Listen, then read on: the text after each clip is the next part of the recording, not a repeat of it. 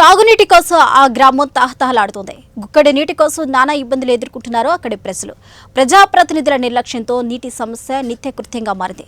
మంచిర్యాల జిల్లా చెన్నూరు మండలం వెంకంపేట గ్రామంలోని దుబ్బగూడెం కాలనీలో తాగునీటి సమస్య జటిలమైంది. తాగునీరు లేక కాలనీవాసులు ఇబ్బందులకు గురవుతున్నారు. గ్రామ మహిళలందరూ ఖాళీ బిందెలతో బతుకమాడి వినూత్న రీతిలో నిరసన తెలిపారు. గ్రామంలో 400 మంది ఉన్నామని, చుట్టూ గోదావరి నది ఉన్నా తాగడానికి నీరు లేక అల్లాడిపోతున్నామని మహిళలు ఆవేదన వ్యక్తం చేశారు. చెన్నూరు ఎమ్మెల్యే వివేక వెంకటస్వామి ప్రభుత్వ అధికారులు చొరవ తీసుకుని తాగునీటి సమస్యను తీర్చాలని వారు కోరుతున్నారు.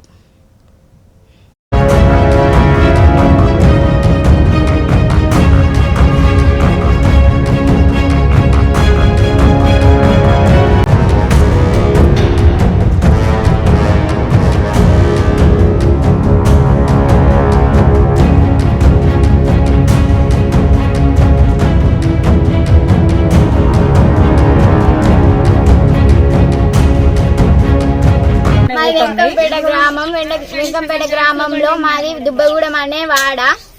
మా వాడలో సుమారుగా 400 మంది ఉన్నాం. 400 మందిలలో కనీసం ఒక్కటే బోర్ ఉంది. ఈ ఒక్క బోర్లోనైనా ఒక 50 మంది మాత్రమే నీళ్లు అందుతున్నాయి. ఇంతమంది ఎక్కడ నీళ్లు పట్టుకోవాలో అర్థం కాక మేమే గొడవలు పడుతున్నాం. ఇందుకోసమని మాకు 2 బోర్లు ఇవ్వాల్సిందిగా మేము కోరుకుంటున్నాము.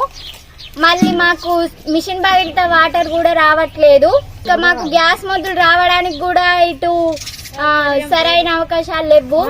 సరిగ్గా రోడ్స్ లేవు. మాకు మా ఇబ్బంది కొంచెం పట్టించుకొని మాకు 2 బోర్లు ఇవ్వవలసిందిగా మేము కోరుకుంటున్నాము.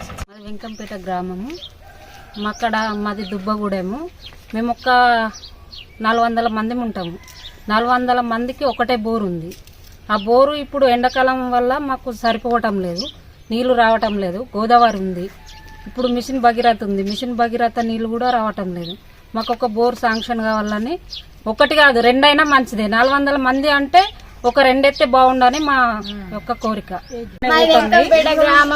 వెంకంపేట గ్రామంలో మాది దుబ్బగూడెం అనే వాడ.